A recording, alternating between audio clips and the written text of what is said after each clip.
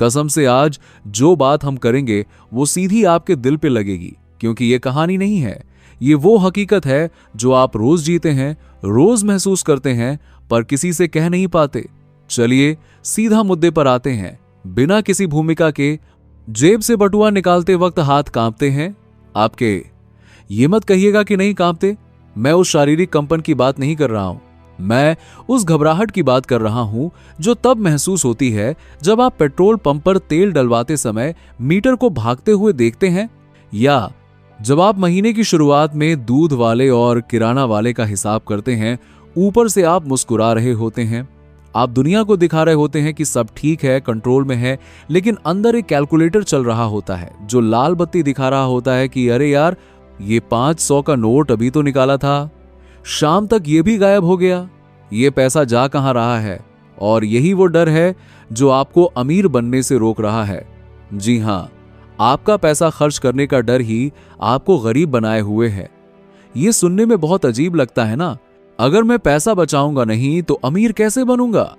हमारे माँ बाप ने तो यही सिखाया था कि बेटा, बूंद बूंद से ही नदी बनती है और पैसा पेड़ पर नहीं उगता। आज मैं बताऊंगा, पैसा पेड़ पर ही उगता है, बस आपको वो पेड़ लगाना नहीं आया आज तक। आप अपनी जिंदगी के उस पल को याद कीजिए जब आप पिछली बार बाजार गए थे। मान लीजिए आप फल खरीद रहे थे या सब्जी ले रहे थे। वो ठेले वाला आपसे कहता है कि बाबूजी, ये अंगूर 80 रुपये किलो है। अब ध्यान दीजिएगा कि उस समय आपके दिमाग में क्या केमिकल लोचा होता है। आप उस अंगूर की क्वालिटी नहीं देखते, आप अपनी भूख नहीं देखते, आप सबसे पहले ये देखते हैं कि मैं इसको कम कैसे कराऊं। आप कहते हैं कि भैया 60 लगा लो, वो कहता है नहीं साहब, नहीं हो पाएगा। आप कहते हैं चलो 70 लगा लो ना, तेरी ना मेरी। और जब वो मान जाता है और आप उसे 70 रुपये देते हैं तो आपको एक अजीब सी जीत का एहसास होता है, जैसे आपने कोई जंग जीत ली हो। आप घर आते हैं और अपनी पत्नी या माँ को गर्व से बताते हैं कि देखा, वो 80 मांग रहा था, मैं 70 में ले आया। लेकिन मैं आपसे पूछता हूं कि उस 10 रुपये को बचाने के चक्कर में आपने अपनी वाइब्रेशन का क्या हाल किया। आपने उस 10 मिनट की बहस में खुद को यह यकीन दिला दिया कि मेरे पास पैसों की कमी है, मुझे एक एक रुपया ऐसे ही बचाना होगा। और ये जो गरीबी की फीलिंग है, ये जो कमी का एहसास है, यही वो दीमक है जो आपकी भविष्य की दौलत को खा रहा है। आपने कभी उन लोगों को देखा है जिनके पास सच में बहुत पैसा है? मैं उन लोगों की बात नहीं कर रहा जो दिखावा करते हैं, मैं उन पुराने रईस लोगों की बात कर रहा हूं, या उन लोगों की जो अपनी धुन में मस्त रहते हैं। उनकी बॉडी लैंग्वेज देखिए, जब वो किसी दुकान पर जाते हैं या किसी होटल में खाना खाते हैं, वो कभी भी बिल को देखकर माथे पर शिकन नहीं लाते। वो ये नहीं देखते कि वेटर ने 10 रुपये ज्यादा ले लिए या कम ले लिए। वो बस कार्ड स्वाइप करते हैं या नोट निकालते हैं और आगे बढ़ जाते हैं। आपको लगता होगा कि वो ऐसा इसलिए करते हैं क्योंकि उनके पास बहुत पैसा है, लेकिन सच्चाई इसके बिल्कुल उलट है।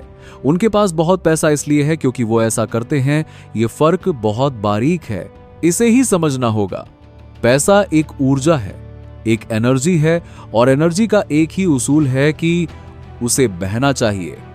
अगर आप पानी को अपनी मुट्ठी में कसकर बंद कर लेंगे तो वही पानी आपकी उंगलियों के बीच से रास्ता ढूंढ लेगा और पल भर में बह जाएगा। लेकिन जैसे ही आप अपनी हथेली को खोल देते हैं, वही पानी शांति से वहीं ठहर जाता है, बिना भागे, बिना विरोध किए। और यही वजह है कि वो पैसा दम घुटने के कारण आपके पास से भाग जाता है।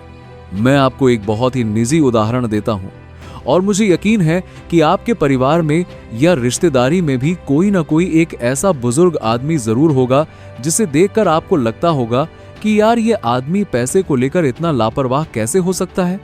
मेरे एक परिचित थे, वो जब भी घर से निकलते थे तो अपनी जेब में खुले पैसे भरकर निकलते थे। कोई रिक्शे वाला मिल गया तो उसे 10 रुपए ज्यादा दे दिए, कोई बच्चा मिल गया तो उसे टॉफी दिला दी, घर में मेहमान आए तो ऐसा नहीं कि बस चाय पीकर भेज दिया। अरे ऐसे कैसे उठकर जाने की बात कर रहे हो, खाना खा के जाना। उनके घर में हमेशा एक मेला लगा रहता था। हम लोग सोचते थे कि यह आदमी पागल है क्या, ये अपनी कमाई का इतना बड़ा हिस्सा सिर्फ लोगों को खिलाने पिलाने में क्यों खराब करता है। ये पैसे बचा भी तो सकता है, एफडी करवा सकता है, जमीन खरीद सकता है। लेकिन आज जब मैं सोचता हूं तो मुझे एक बहुत गहरा रहस्य समझ में आता है। उस आदमी के पास कभी पैसे की कमी नहीं हुई, उसके घर में हमेशा बरकत रही, उसके बच्चे अच्छी जगह सेटल हो गए और वो अंत तक राजा की तरह जिया। जानते हैं उसके साथ ऐसा क्यों हुआ? उसने कभी पैसे को अपना मालिक नहीं बनने दिया। उसने पैसे को हमेशा अपना गुलाम समझा। उसने यूनिवर्स को यह सिग्नल दिया कि मेरे पास बहुत है और मैं देने में सक्षम हूं। और जब आप कुदरत को यह बताते हैं कि मेरे पास बहुत है, तो कुदरत आपको और ज्यादा देती है ताकि आपका वो भ्रम सच हो सके। इसे ही अबंडेंस माइंडसेट कहते हैं। अब आप कहेंगे कि यार ये सब बातें तो ठीक हैं, लेकिन जब जेब में पैसा ही ना हो तो हम खर्च कैसे करें? आपकी बात सही है। मैं आपको ये नहीं कह रहा कि आप जाकर जुआ खेलिए या फालतू की चीजें खरीदिए। मैं आपसे सिर्फ ये कह रहा हूं कि आप जिस नीयत से पैसा खर्च करते हैं, उस नीयत को बदल दीजिए। जब आप अगली बार पेट्रोल भरवाने जाएं और आपकी जेब से 2000 या 3000 रुपये निकलें, तो उस समय अपने दिल को छोटा मत कीजिए। उस पेट्रोल पंप वाले को गाली मत दीजिए। यूनिवर्स को धन्यवाद कीजिए और शुक्र कीजिए कि आपके पास कार है। शुक्र है मेरे पास ये 3000 रुपये हैं जो मैं अभी दे पा रहा हूं। बहुत से लोगों के पास तो यह भी नहीं है। जब आप खर्च करते हुए शुक्रगुजार होते हैं तो वो पैसा एक पॉजिटिव एनर्जी के साथ आपकी जेब से निकलता है और वो घूम फिरकर अपने साथ और दोस्तों को लेकर वापस आता है। लेकिन जब आप रोते हुए पैसा देते हैं, जब आप मन छोटा करके बिल भरते हैं, तो वो पैसा एक नेगेटिव एनर्जी लेकर जाता है। वो रास्ते में आने वाले पैसों को भी रोक देता है कि भाई वहां मत जाना, वहां बहुत रोना धोना मचा रहता है। चलिए थोड़ा और गहराई में चलते हैं। हम नई बेडशीट तब तक नहीं बिछाते जब तक पुरानी वाली फट न जाए। हम अपनी खुशियों को हमेशा भविष्य के लिए टालते रहते हैं। कल जब अमीर बन जाऊंगा तब मजे करूंगा, लेकिन वो कल कभी आता ही नहीं है।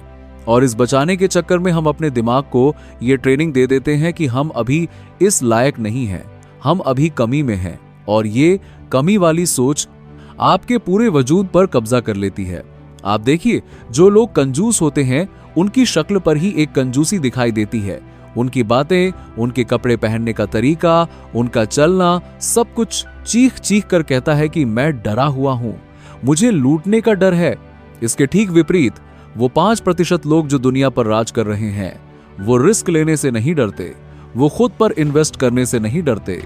वो अगर एक अच्छी किताब देखेंगे तो ये नहीं सोचेंगे कि ये 500 रुपए की है। वो सोचेंगे कि अगर इस किताब से मुझे एक भी नया आइडिया मिल गया तो ये 500 रुपए 5 करोड़ में बदल सकते हैं। वो अगर किसी अच्छे होटल में कॉफी पीने जाते हैं तो वो कॉफी के पैसे नहीं दे रहे होते, वो उस माहौल के पैसे दे रहे होते हैं जहां अमीर लोग बैठते हैं। आपको क्या लगता है कि 5 स्टार होटल में चाय पीने वाला बेवकूफ है जो 100 रुपये की चाय के 500 रुपये देता है? नहीं, वो उस 500 रुपये में खुद को ये एहसास दिलाता है कि मैं इस लग्जरी के लायक हूं। और जब उसका अवचेतन मन ये मान लेता है कि हाँ मैं रईस हूं, तो फिर उसके फैसले, उसकी मेहनत और उसके काम करने का तरीका सब कुछ एक रईस आदमी जैसा हो जाता है और पैसा झक मारकर उसके पीछे आता है। तो अब सवाल यह है कि आप अपनी जिंदगी में इस जादू को कैसे शुरू करें? क्या कल से ही सारा पैसा जाकर बर्बाद कर दे? नहीं, बिल्कुल नहीं। शुरुआत छोटे बदलावों से करनी है। अगली बार जब आप ऑटो वाले को पैसे दें और अगर मीटर 102 रुपये दिखा रहा हो तो 5 या 110 रुपये दीजिए। और वो जो 3-4 रुपये या 5 रुपये आपने एक्स्ट्रा दिए हैं उसे टिप समझकर मत दीजिए, उसे अपनी रईसी का सबूत समझकर दीजिए और महसूस कीजिए कि मैं देने वाला हूं, मैं लेने वाला नहीं हूं। जब आप किसी वेटर को 20 या 50 रुपए की टिप देते हैं तो आप उस वेटर पर एहसान नहीं कर रहे, आप अपने सबकॉन्शियस माइंड की प्रोग्रामिंग बदल रहे हैं। आप उस डर को खत्म कर रहे हैं जो आपको बताता है कि पैसा कम पड़ जाएगा। ये छोटी छोटी दरियादिली आपके अंदर के उस भिखारी को मार देती है जो बरसों से आपके अंदर बैठा है। और जब आपके अंदर का भिखारी मर जाता है तो बाहर का राजा पैदा होता है। एक और कड़वी सच्चाई सुनिए, हम लोग अक्सर अपने बच्चों को भी यही डर विरासत में देते हैं। बच्चा खिलौना मांगता है तो हम कहते हैं पैसा क्या पेड़ पर उगता है, तुझे पता है मैं कितनी मेहनत करता हूं। हम अनजाने में उस मासूम बच्चे के दिमाग में भी पैसे के लिए नफरत और डर भर देते हैं। उसे लगने लगता है कि पैसा कोई बुरी चीज है जिसके लिए पापा को इतना परेशान होना पड़ता है और बड़ा होकर वह बच्चा भी पैसे के साथ एक नफरत और प्यार का अजीब सा रिश्ता बना लेता है। वो पैसा कमाना तो चाहता है, लेकिन पैसा खर्च करने से डरता है। इसके बजाय अगर हम ये कहें कि बेटा अभी हम ये खिलौना नहीं लेंगे क्योंकि हम कुछ और बड़ा प्लान कर रहे हैं, या हम पैसे को किसी बेहतर चीज के लिए ग्रो कर रहे हैं, तो बच्चे की सोच बदल सकती है। पैसे का एक सीधा नियम है, वो गति मांगता है, फ्लो मांगता है। अगर आपके बैंक अकाउंट में लाखों रुपए पड़े हैं लेकिन आप फटे हुए अंडरवियर पहन रहे हैं, तो उस पैसे का कोई मोल नहीं है। याद रखिएगा, पैसा सिर्फ एक साधन है, साध्य नहीं है। वो आपकी कार का पेट्रोल है, मंजिल नहीं। कल सुबह जब आप पहला नोट खर्च करें, चाहे वो चाय के लिए हो या बस के किराए के लिए, उसे मुस्कुराते हुए दीजिएगा, उसे मन ही मन आशीर्वाद दीजिएगा कि जा भाई, दुनिया घूम कर आ, और अपने साथ ढेर सारे दोस्तों को लेकर आना। ये पागलपन लग सकता है, लेकिन यकीन मानिए, दुनिया के सारे बड़े आविष्कार और दुनिया की सारे बड़ी सफलताएं पागलपन से ही शुरू हुई थी। समझदार लोग तो सिर्फ बैठकर उन पागलों का इतिहास पढ़ते हैं। फैसला आपको करना है कि आपको इतिहास रटना है या इतिहास रचना है। खर्च कीजिए, क्योंकि अमीरी बैंक बैलेंस से पहले दिमाग में आती है। अगर दिमाग अमीर हो गया तो जेब को तो भरना ही पड़ेगा, उसकी मजबूरी हो जाएगी। अब मैं आपसे कोई सवाल नहीं पूछूंगा कि आपको वीडियो कैसा लगा या आप क्या सोचते हैं। बस इतना याद रखिएगा कि आप एक राजा हैं जो गलती से खुद को भिखारी समझ बैठा है। जिस दिन ये नींद टूटेगी, आप खुद एक मिसाल बन जाएंगे।